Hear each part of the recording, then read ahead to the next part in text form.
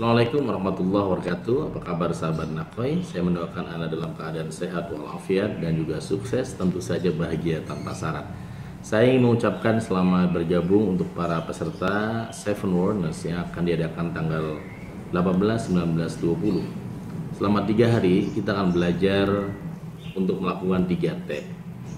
T pertama pada hari pertama atau tanggal 18, tepatnya hari Jumat, dari jam 9 pagi sampai jam 5 sore, kita akan belajar bagaimana mengaktifkan kualitas tafakur.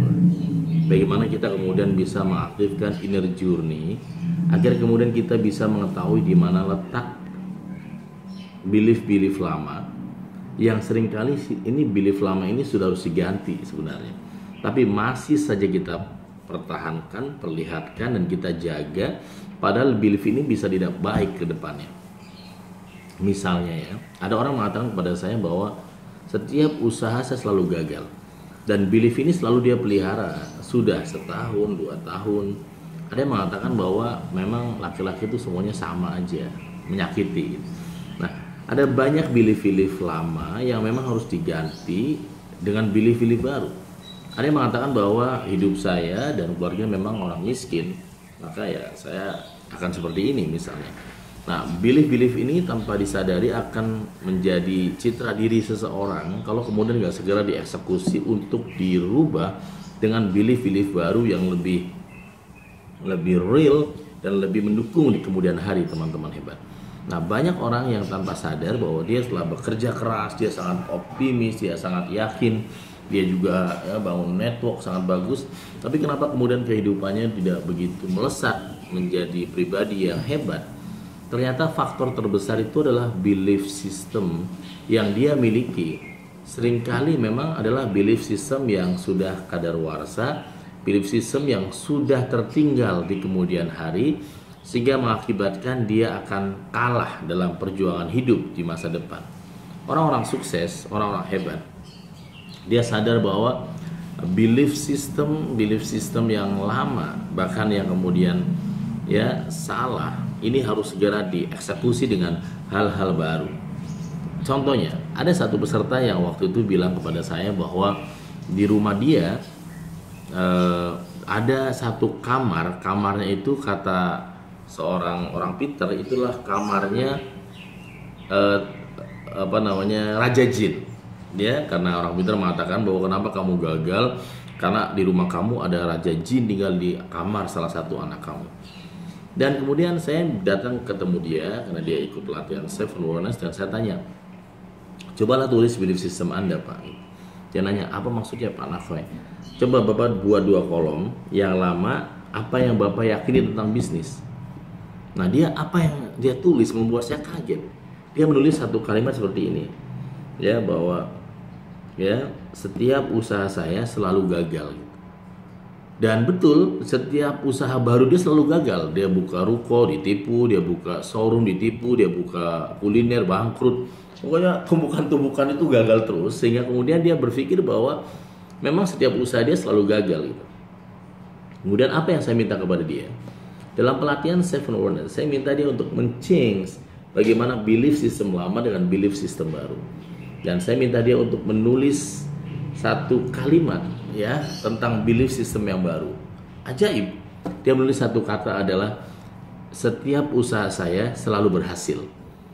Dan pada saat dia menulis kalimat ini, vibrasi dia, energi dia, bahkan aura dia ini tampak sekali, auranya adalah aura bahagia. Senang sekali, bahagia sekali, teman-teman.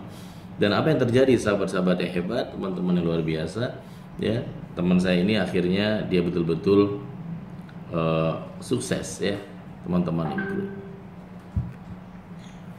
Nah, itu adalah belief system ya. Apa yang kita tulis ternyata berpengaruh kepada keyakinan mendarah daging kita, dan keyakinan mendarah daging kita kalau tidak dirubah akan berdampak kepada etos kerja, berdampak kepada motivasi kerja, berdampak kepada banyak hal, teman-teman hebat. Oleh karena itulah penting sekali kita untuk melakukan sebuah pencapaian, pengenalan bagaimana belief system lama kita dirubah dengan belief baru di suasana pandemi COVID-19 ini. Dan itulah yang kemudian diajarkan pada hari pertama tentang T pertama adalah tafakur. Jadi pada hari pertama tema kita akan sekitar itu. Itu yang kemudian disebutkan dalam Seven Awareness adalah awareness of thinking. Bagaimana kemudian kita menggunakan kemampuan, aktivitas, keahlian tentang berpikir. Nah, hari kedua tepatnya tanggal 15 Desember 2020, hari Sabtu, Anda akan dilatih bagaimana mengenali tentang T yang kedua adalah tadabbur. Tadabbur ya seringkali juga disebutkan dalam Seven Awareness adalah window of opportunity. Artinya orang-orang yang berhasil membiasakan diri dengan tadabbur, dia akan banyak melihat jendela-jendela peluang yang begitu banyak tersebar sepanjang masalah itu ada. Dia akan melihat banyak peluang-peluang usaha, peluang-peluang kerjasama, peluang-peluang bisnis, peluang-peluang yang bisa melesatkan dia untuk menjadi orang-orang sukses. Nah, tadabbur ini juga sering disampaikan dalam Al-Quran dengan kalimat afala yatadabbarun ya. Apakah kamu tidak bertadabbur ya? Apakah kamu tidak menggunakan kekuatan hatimu untuk melihat? Nah, orang-orang yang biasa menggunakan tadabbur ini, dia akan mudah melihat cara-cara orang sukses. Dia akan melihat bagaimana perusahaan orang lain sukses. Dia akan melihat bagaimana temannya bisa berhasil. Dan dia bisa mengamati, dan dia bisa mengcopy, dan dia kemudian bisa memperbaiki jauh lebih baik lagi teman-teman. Saya ingin menceritakan salah satu materi yang dibahas dalam Seven Awareness selama 3 hari. Mungkin Anda pernah datang atau main liburan ke Disneyland, sebuah tempat yang sangat populer di dunia. Dari anak kecil sampai orang tua seringkali nyaman betah di Disneyland ya. Termasuk saya kalau di Hong Kong, kalau di misalnya ya di beberapa tempat lain. Nah, sahabat-sahabat yang luar biasa, Disneyland dibuat oleh Walt Disney. Walt Disney adalah orang yang awalnya adalah seorang pengangguran, kontraktor, ngontrak sana ngontrak sini, pindah-pindah kontrakan. Tiba-tiba di sebuah kamar kecil dia digigit oleh tikus putih. Dan melihat tikus itu yang menggigit, dia bukan memukul atau mematikan, dia malah tersenyum dan mengatakan, "Yes, saya akan membuat kartun dari gambar tikus." Karya-karya Walt Disney berhasil dinikmati oleh kita. Apa itu? Mickey Mouse. Mickey Mouse adalah karikatur tikus yang selalu kocak dan selalu ribut dengan kucing dan sebagainya. Nah, dari perjalanan Mickey Mouse itu kemudian Walt Disney membuat perusahaan-perusahaan yang sangat dahsyat, termasuk film-film ya, film-film anak-anak yang ada di bawah Walt Disney Pictures ya, teman-teman yang keren. Apa yang dilakukan, dialami oleh Walt Disney adalah contoh bagaimana dia berhasil bertadabbur ya, dia berhasil melihat tanda-tanda sukses melalui sekeliling itu. Dia berhasil melihat tanda-tanda berhasil melalui sekeliling dia.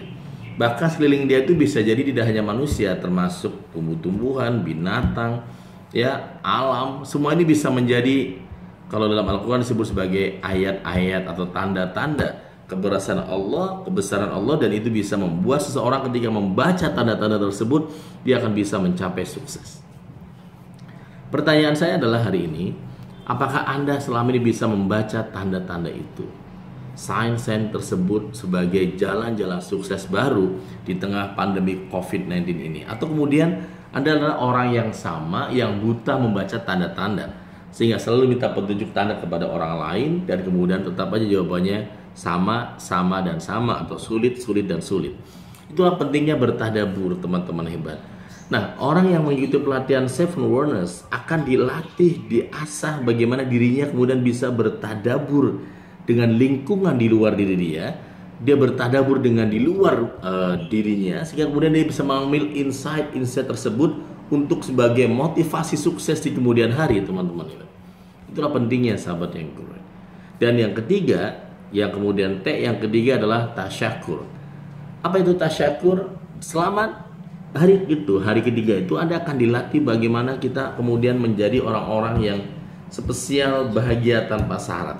Orang-orang yang kemudian berhasil merasakan kebahagiaan Sehingga yang dia pikirkan adalah bagaimana dia bersedekah, bagaimana dia berbagi, bagaimana dia kemudian memotivasi, bagaimana dia kemudian bersinergi, bagaimana dia kemudian apapun yang dipikirkan adalah fokus kepada kontribusi, kontribusi, dan kontribusi.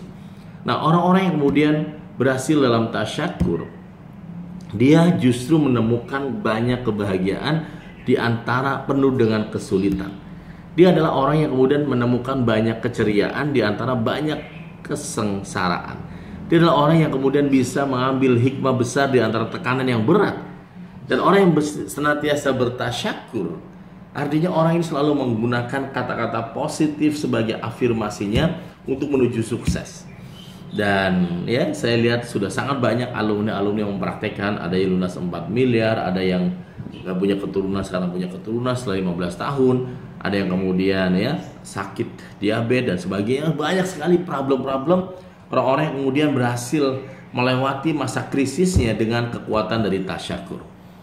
Saran saya kepada Anda, semoga Anda melingkarkan tanggal itu sebagai hari di mana Anda akan belajar bersama Nako Center dalam 7 Awareness from Good to Great. Anda kunjungi website kami the7awareness.com atau bisa lihat WA di Nako Center di 0878 7828 9001. Terima kasih sahabat-sahabat yang good, sahabat transhuman. Wassalamualaikum warahmatullahi wabarakatuh.